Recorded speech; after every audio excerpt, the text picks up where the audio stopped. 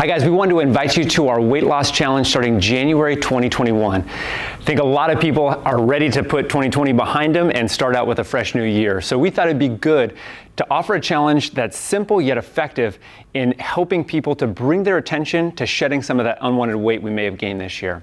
So whether you want to lose 5 pounds or you want to lose 105 pounds, this is a great way to get some momentum for the new year and actually start making some progress towards that goal. So let's look at some of the details of the challenge.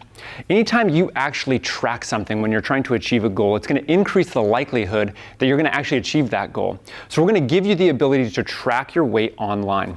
Now we would encourage you to use the same scale, so whether that's ours or yours at home, use that same scale.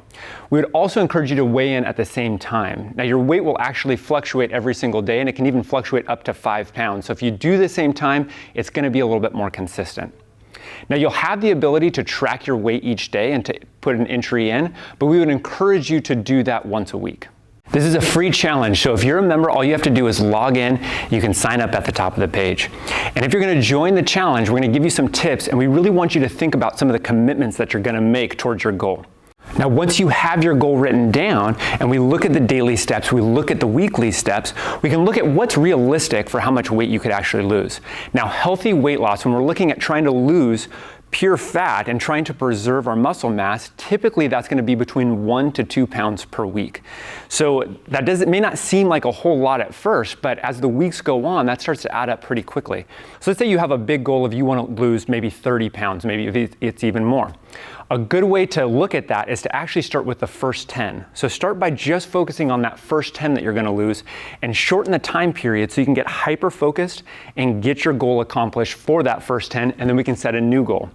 And if you think about a 6-week challenge and you're actually going to lose 2 pounds per week, that's 12 pounds in 6 weeks. And think about how you would actually feel if you lost 12 pounds of pure fat. How much easier it'd be to move your body and how you would feel about your body just by losing 12 pounds of fat. So whether it's 6 pounds, 12 pounds, set your goal for this next 6 weeks. And now let's start to talk about the action plan and the steps that you need to take. First, we would encourage you to make a nutritional commitment. So what does that look like? That can be something along the lines of maybe you have several glasses of wine each week. Well, if that's the case, maybe we take it to 1 glass of wine a week. Or maybe it's doing something simple like tracking your calories and looking at what you're actually putting into your body and becoming aware of what you're putting in your body. And remember, when you track something, you become more aware of it. And when you do that, you're going to increase the likelihood of actually getting results and seeing success with that. We know some of you have done our nutritional challenges in the past, so whether you've done Whole30 or you've tried paleo, maybe you've done the no sugar, you've done gluten-free or even grain-free, pick something that's realistic for the next 6 weeks and really try to stick to that, making that commitment to yourself and doing those little things every single day. So those are great places to start, but then you also have to look at your activity and the ways that you can boost your metabolism. One of the ways you can boost your metabolism is just by eating better food. The better quality food you eat, typically your metabolism is actually going to burn a little bit more, but we can also increase our metabolism just by increasing our overall activity. So what are ways we can do that? Simply, we could do something like adding a walk after dinner, just by moving around a little bit and adding a little bit more movement to the day. Maybe it's adding in another workout. Maybe it's going for a run or a jog if you're able to do that. Maybe it's adding a virtual workout, but doing something that's actually going to help you to move your body a little bit more and to stimulate that metabolism more than what you're currently doing. Lastly, I want to hit on the reality of actually the difficulty of hitting your goals and doing the day in, day out work and the grind that can become. Sometimes I think people set a goal to lose 10 pounds, 20 pounds, 30 pounds, whatever the goal is, and they get off track really quickly within the first couple weeks. And the reason is because it's hard. It's because it's challenging, and oftentimes we're not mentally prepared for what it's actually going to take. So if you think about it, the way that you have to lose weight is you actually have to burn more calories than what you're consuming. If your weight's not moving any, then that means we're probably eating the same amount of food that we're burning. And if we've been gaining weight, maybe we're eating a little bit more than what we're actually burning. So we have to create that deficit. We got to burn more, we got to eat a little bit less, create a deficit so that our weight actually starts to come down. The reality is that doesn't feel all that good, especially in the first couple weeks. But if you can get your mind wrapped around it, the first couple weeks are the worst. And the reason is because typically our stomach is starting to shrink.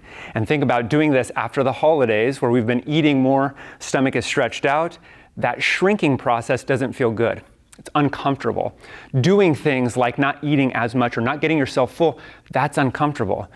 Making a commitment where you're not going to eat right before bed or maybe a few hours before bed, that's uncomfortable to create that habit and to actually do what it's going to take to get your results. But if I can encourage you in one thing, I would encourage you that being comfortable is not going to get you towards your results, and that the enemy of progress is comfort. And so when we're seeking comfort and we don't want to actually make that progress, we're going to do the easy things. We're going to give ourselves the excuses.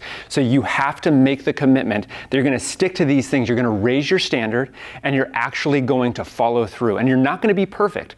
You don't have to expect perfection. You will mess up and that's okay, but you have to make progress. You have to stick to the commitments that you're doing.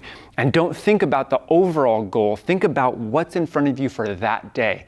Make that task. Get your workout in. Don't have that extra glass of wine. Don't eat right before bed.